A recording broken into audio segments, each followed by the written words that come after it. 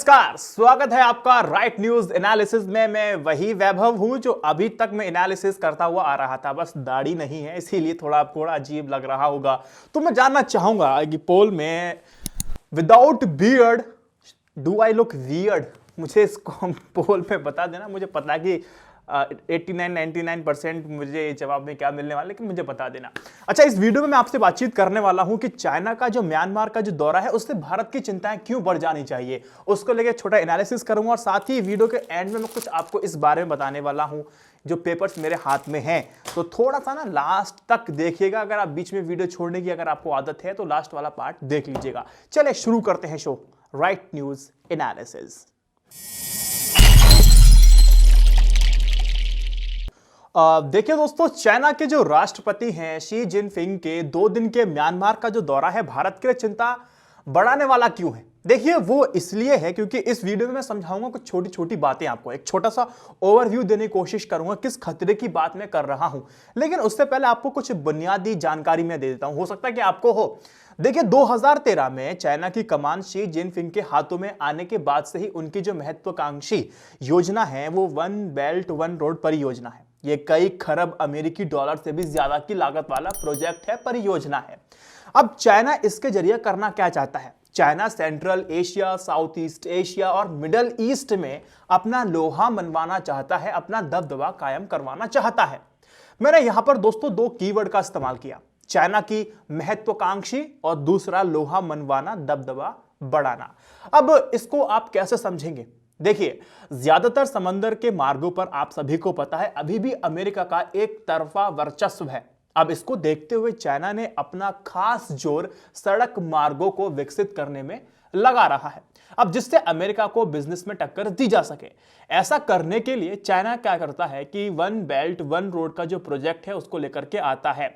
One belt one road जो project है वो न्यू सिल्क रूट है। इस प्रोजेक्ट का मकसद यूरोप, अफ्रीका और एशिया के कई देशों को सड़क और समुद्र के रास्तों से जोड़ना है। और वो ये भी दावा करता है कि सड़क रास्तों से दुनिया के कई देशों को एक साथ जोड़ने से इन देशों के बीच कारोबार को बढ़ाने और इंफ्रास्ट्रक्चर को मजबूत करने में मदद मिलेगी।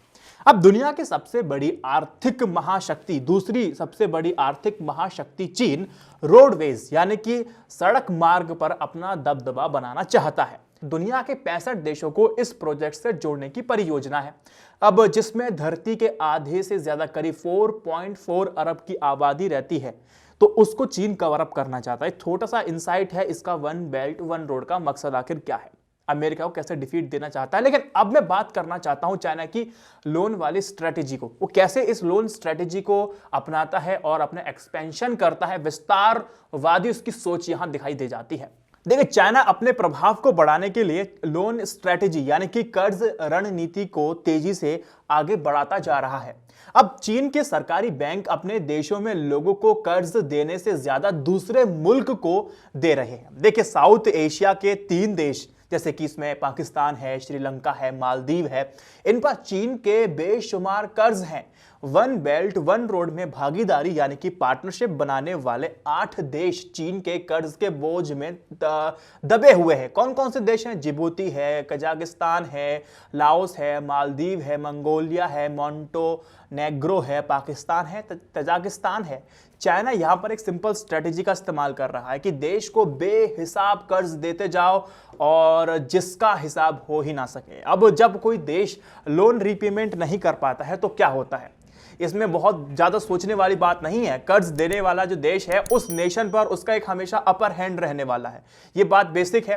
अपने हिसाब से वहां की पॉलिसी बनवाएगा, चाहे उस देश में रह रहे नागरिक के खिलाफ जाती है या नहीं भी जाती है, लेकिन वो चाहेगा वैसे ही करवाएगा। इस बात को खुद IMF कह चुका है कि कर्ज ना चुका पाने वाली स्थिति में चाइना जो है कर्जदार देशों पर दबदबा बनाकर के कई समझौतों के लिए मजबूर करता रहा है। अब चीन का कर्ज मतलब बेहद खतरनाक है। आपको यहां एक एग्जांपल देता हूं कैसे। देखिए, कर्ज नहीं चुकाने की स्थिति में ही कर्ज लेने वाले देशों को पूरा प्रोजेक्ट उस देश के हवाले करना पड़ता है। कुछ साल पहले ही श्रीलंका को $1 अरब से ज्यादा का कर्ज के कारण चाइना को हम्बनटोटा पोर्ट को ही सौंपना पड़ गया था। इस बात को ध्यान से देखिएगा, समझने की कोशिश कीजिएगा। अभी पूरी राम कथा बताने का मतलब क्या था? इस सब के बारे में बताने का मकसद सिर्फ यही है, चाइना के राष्ट्रपति शी जिनपिंग के 2 दिन का दौरा म्यांमार का। 19 सालों में किसी नेता का यह पहला म्यांमार दौरा है। शी जिनपिंग का म्यांमार का दौरा भारत के लिहाज से देखा जाए तो चिंता उससे बढ़ जाती है। यह दौरा तब हो रहा है जब इंडिया के और म्यांमार के जो रिलेशन है वो अच्छे नहीं हैं। अब आप देखिए कि आप सभी को पता है, देखो म्यांमार है और चाइना है, दोनों इस समय ग्लोबली दुनिया के निशाने पर हैं। उन दोनों की तीखी आलोचना हो रही है, वो भी एक ही विषय पर। तीखी आलोचना किस विषय पर हो रही है? वो ये है कि उनकी जो पॉलिसीज हैं इन दोनों देशों की, चाइना और म्यांमार की, वो एंटी माइनॉरिटीज हैं, मतलब मुस्लिम के विरुद्ध हैं। चीन में आप देख सकते हैं उइगर मुस्लिम को सताया जा रहा है, वहीं रोहिंग्याओं के साथ म्यांमार का जो व्यवहार है वो दुनिया भर में देखा जा रहा है। अब रोहिंग्या मुसलमानों को लेकर के बांग्लादेश और म्यांमार के बीच में अभी आपको पता है कि डिस्प्यूट हुआ था, उस वक्त चाइना ने आकर के मीडिएट किया था। अब दोस्तों सवाल यह आ जाता है कि चाइना का म्यांमार का जो दौरा है वो भारत के लिए चिंता वाला क्यों हो जाता है, खतरनाक क्यों हो जाता है? देखिए, वीडियो की शुरुआत में मैंने जिक्र किया था इस बात का, वन बेल्ट वन रोड वाले प्रोजेक्ट का। म्यांमार चीन के वन बेल्ट वन रोड का जो इनिशिएटिव है उसका हिस्सा है। पहली बात, चाइना म्यांमार इकोनॉमिक कॉरिडोर में कई प्रोजेक्ट्स पर बात करेगा, उसके साथ ही एक बंदरगाह को भी विकसित करने में जुटा हुआ है चाइना।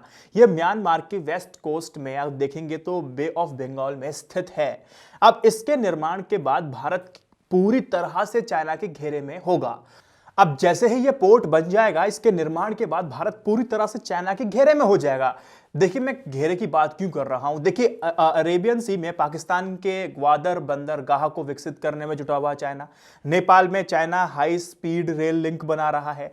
श्रीलंका के जो प्रेसिडेंट हैं वो चाइना की तरफ झुकाव है और लोन स्ट्रेटेजी को चाइना म्यांमार में भी अप्लाई कर रहा है। देखिए दोस्तों, चाइना ने पहले से ही म्यांमार को $4 बिलियन के विदेशी कर्ज का हिस्सा बना लिया है और अब भी क्या कर रहा है, बीजिंग इरावदी नदी पर ठप पड़ी 6000 मेगावाट के मिडसोन बांध पर परियोजना को शुरू करना चाहता है। अब इस परियोजना की लागत कितनी है?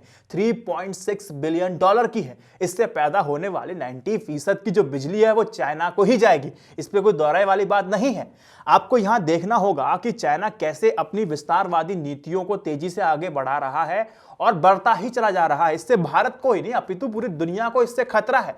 आज भारत में चाइना का भले ही इन्वेस्टमेंट बहुत ज्यादा हो और लगातार बढ़ता ही जा रहा है।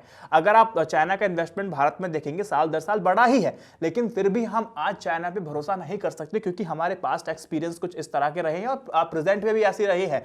पास्ट की बात करेंगे तो 1962 का वॉर हमें पता होना चाहिए, हिंदी चीनी भाई भाई, और वहीं दूसरा डोकलाम विवाद। तो चाइना की विस्तारवादी नीति भारत के लिए खतरनाक है और देश के लिए भी खतरनाक है। और किस तरह से ही पूरा एनालिसिस मैंने अपनी किसी वीडियो में किया था, पिछली वीडियो में, उसका लिंक मैं नीचे दे दूंगा और वीडियो ज्यादा लंबा मैं नहीं करूंगा। पहली बात, आप लोगों की शिकायत होती है कि तू वीडियो बहुत ज्यादा लंबा कर देता है। तो दोस्तों मैं आपको बताना चाह रहा था, जो इस पेपर मैंने पेपर आपको दिखाए थे, ये पेपर आप मेरे हाथ में देख रहे हैं, इसमें रिसर्च है, उन लोगों की बात है जो डिक्टेटर रहे थे, अब होंगे या हैं, उस चीज का, उस बात का अंदाजा आप इनके पास्ट हिस्ट्री से लगाइएगा।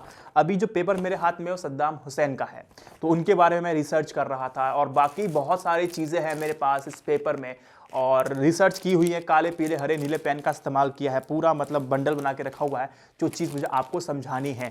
प्रॉब्लम सिर्फ यही है कि आप लोगों का जो प्यार है उसमें निरंतरता रहे तो मेरे जो उत्साह है थोड़ा बढ़ भी जाएगा और मैं हिम्मत भी कर पाऊंगा थोड़े तल्ख तेवर में भी, और नाम लेकर के बोला जाए तो। और सिर्फ मैं यही चाहूंगा कि आपका जो प्यार है निरंतरता उसमें रहे और आप लोग वीडियो को शेयर करते रहें। और ये सीरीज कब आएगी? ये सीरीज तभी आएगी जब आप लोगों के प्यार में निरंतरता रहेगी। डिक्टेटरशिप, सही गलत, क्या क्या हुआ, डिक्टेटरशिप कैसे थी पास्ट में और आज हो भी रही है, तो किस तरह से आप उसका एनालिसिस करेंगे और क्या कितनी खतरनाक रही थी, और लोग अगर इस डिक्टेटरशिप में हैं, जिए हैं, तो उनकी जिंदगी किस तरह से हो गई थी। तो बहुत सारी चीजें हैं जो आपको मुझे बतलानी है, लेकिन आपके प्यार में निरंतरता रहनी चाहिए, तभी मैं सीरीज को शुरू करूंगा। निरंतरता यानी कि मतलब आपको कंटिन्यूअस मेरे वीडियो को लाइक करना होगा, कमेंट करके मुझे मेरी कमियों को बताना होगा, साथ ही आपको सुझाव देने होंगे और वीडियो को शेयर करना पड़ेगा। सिर्फ ये 3 चीज आपको करनी है और कोलैबोरेशन में बहुत जल्दी करने वाला हूं पौरुष शर्मा से। तो मैं लिंक मैं कम्युनिटी पोस्ट पर डालूंगा कि आप लोग क्या सवाल पूछेंगे तो पूछ सकते हैं। फिलहाल सिर्फ मैं यही कहूंगा कि आप लोग प्यार दीजिए लगातार, और ताकि इस सीरीज को बहुत जल्दी से शुरू किया जा सके। जय हिंद, वंदे मातरम, नमस्कार।